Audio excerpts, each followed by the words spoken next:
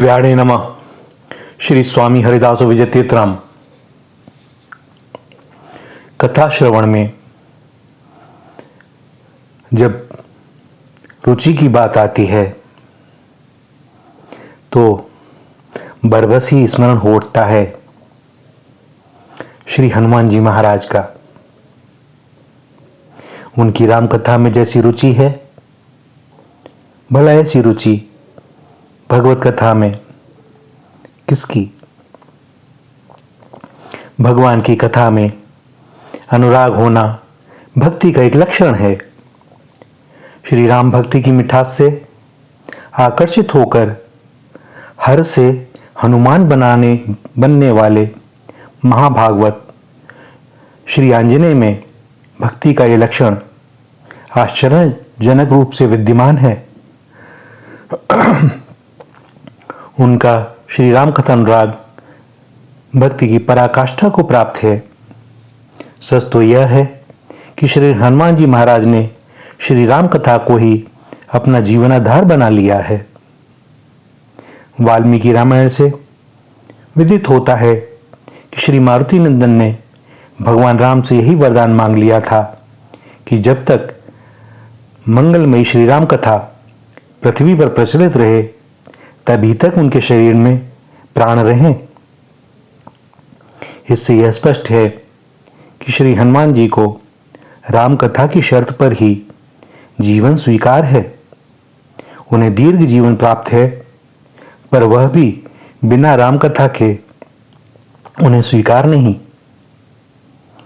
बहुत से व्यक्तियों को बहुत से अवसरों पर श्री हनुमान जी महाराज के श्री राम कथा अनुराग का प्रत्यक्ष प्रमाण भी मिलता है।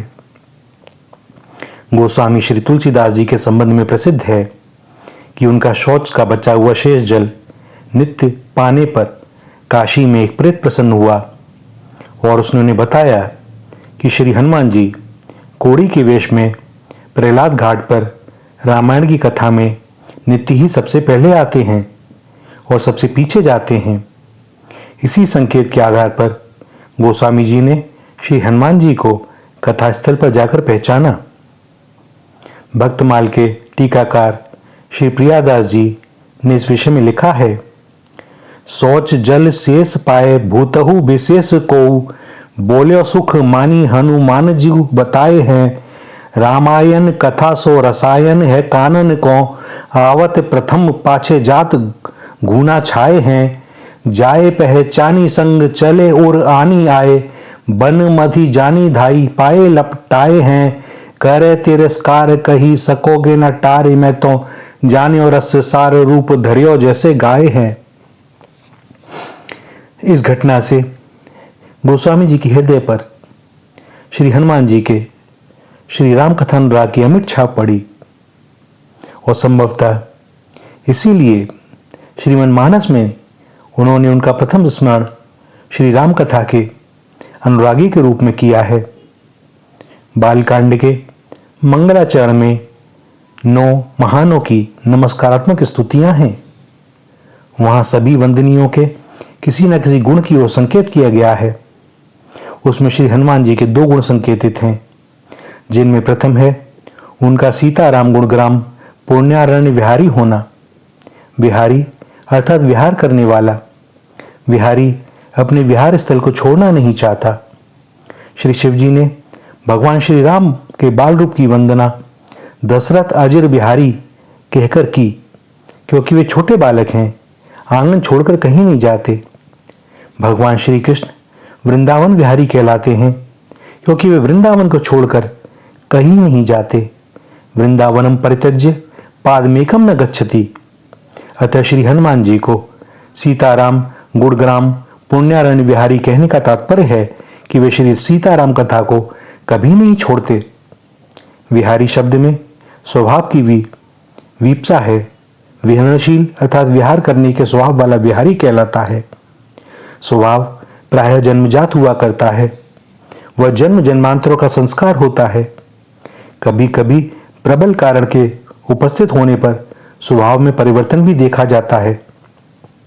जैसे देवर्षि एवं सप्तऋषियों के संयुक्त प्रयास रूप प्रबल कारण ने कवीश्वर श्री वाल्मीकि जी के स्वभाव को बदल दिया और वे सीताराम गुणग्राम पुण्यारण्य विहारी बन गए। उनके स्वभाव में श्री राम कथन राग प्रविष्ट हो गया। कपीश्वर श्री हनुमान जी में श्री राम कथन राग जन्म से ही है। भगवान श्री राम से भेंट होने के पूर्व ही से वे श्री राम कथा के प्रेमी हैं।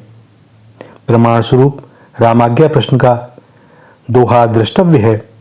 राम जनब शुभ काज सब कहत देव ऋषि आई, सुनी सुन मुन मन हनुमान के प्रेम उमंग नामाई। कवीश्वर और कपीश्वर दोनों ही श्री राम कथा अनुरागियों के लिए आदर्श हैं। अतः दोनों समान रूप से स्तुत्य हैं। जिनके स्वभाव में उपदेशादि से श्री राम कथन राग प्रविष्ट होता है, उनसे वे श्रेष्ठ हैं जिनके स्वभाव में वह जन्म से ही विद्यमान रहता है। श्री गोस्वामी जी इस विधि से श्री रामचरितमानस के प्रारंभ में ही श्री हनुमत स्वभाव का उद्घाटन करते हुए उद्घोष करते हैं कि वे राम कथा के जन्मजात एवं स्वभाव सिद्ध अनुरागी हैं। जो व्यक्ति जिस वस्तु विषय से स्वाभाविक अनुराग रखता है, वह उस वस्तु विषय के बिना रह नहीं सकता। वह उसकी प्राप्ति के लिए सतत प्रयत्नशील रहता है, क्योंकि वह उसके रस का रसिक होता है। और श्री हनुमान जी महाराज प्रभु चरित्र सुनवे को रसिया इस रूप में प्रसिद्ध हैं। वे कथा रस के आस्वादन का अवसर कभी चूकते नहीं। जहां जहां भी भगवान श्री राम की कीर्ति कथा का गायन होता है, वहां वे अवश्य पहुंचते हैं और हाथ जोड़े, मस्तक झुकाए, नेत्रों में प्रेमाश्रु भरे अंत तक विराजमान रहते हैं। श्री हनुमान जी का श्री राम कथन राग लंका में भी विख्यात था। एक बार शत्रु पक्ष को उससे लाभ उठाने की युक्ति सूझी। श्री राम और रावण का युद्ध चल रहा था। लंका के सम्रांगण में मेघनाथ के बाण से आहित सौमित्र संज्ञाशून्य स्थिति में पड़े हैं। उनके लिए हिमालय से रातों रात संजीवनी बूटी लानी थी। श्री मारुति नंदन ही यह गुरुतम कार्य कर सकते थे। वे बड़े वेग से चले और इधर रावण को पता लगा तो उसने कालनेमी को प्रेरित किया कि वह किसी प्रकार श्री हनुमान जी को रात भर किसी तरह किसी बहाने से वहीं रोक ले। कालनेमी को रावण की आज्ञा माननी पड़ी। चाहता तो नहीं था, किंतु करता क्या, जाना पड़ा हनुमान जी के कार्य में बाधा देने के लिए। उसने जो उपाय किया वह श्री रामचरितमानस से प्रकट है। वह मार्ग में माया से सर मंदिर बरबाग बनाकर स्वयं मुनि बनकर बैठ गया। हनुमान जी जब वहां पहुंचे, उस सुंदर आश्रम को देखने के पश्चात वहां उनकी जल पीकर दिन भर की लड़ाई की थकावट दूर करने की इच्छा हुई। तब उन्होंने मुनि से जल का पता पूछने का विचार किया।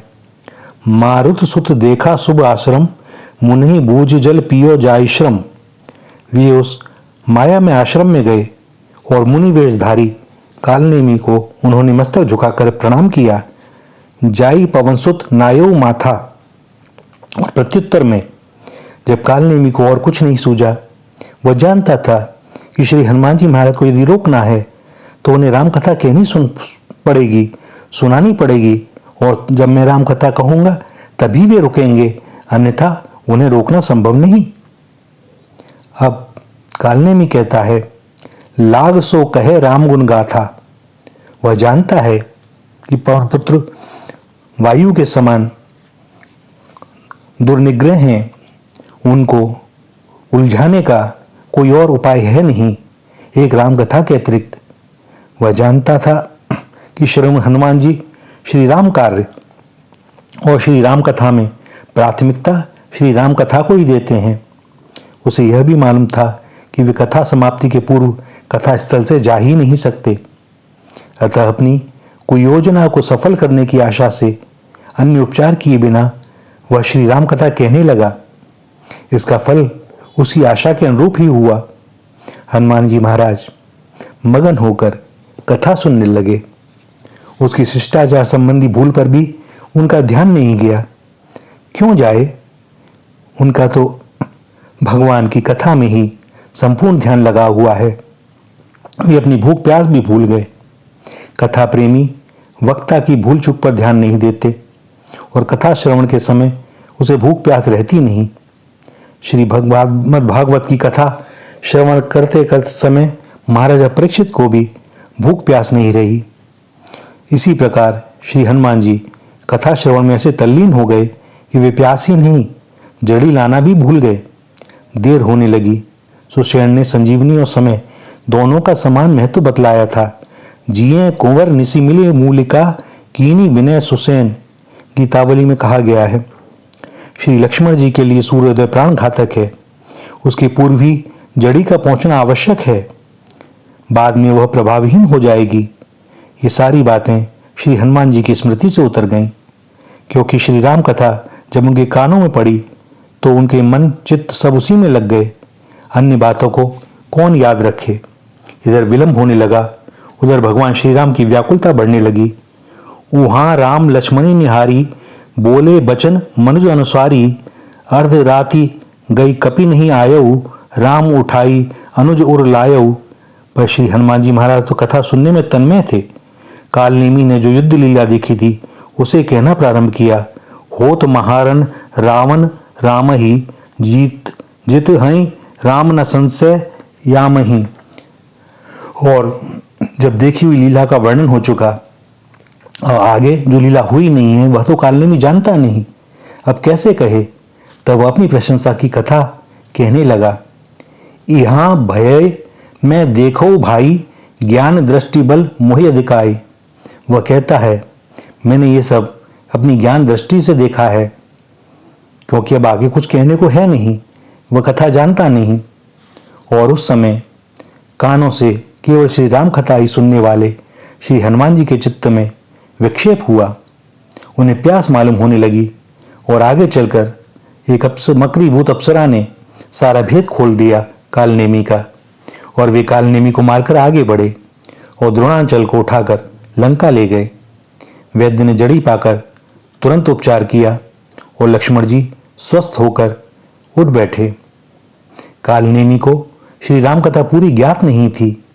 यदि वह भगवान के जन्म विवाह आदि की भी कथा जानता होता तो राम काज कीने बिनु मोहि कहाँ विश्राम का विचार रखने वाले श्री हनुमान जी को रात भर वह अवश्य रोक लेता, क्योंकि न कथा समाप्त होती और न हनुमान जी महाराज वहां से उठ पाते।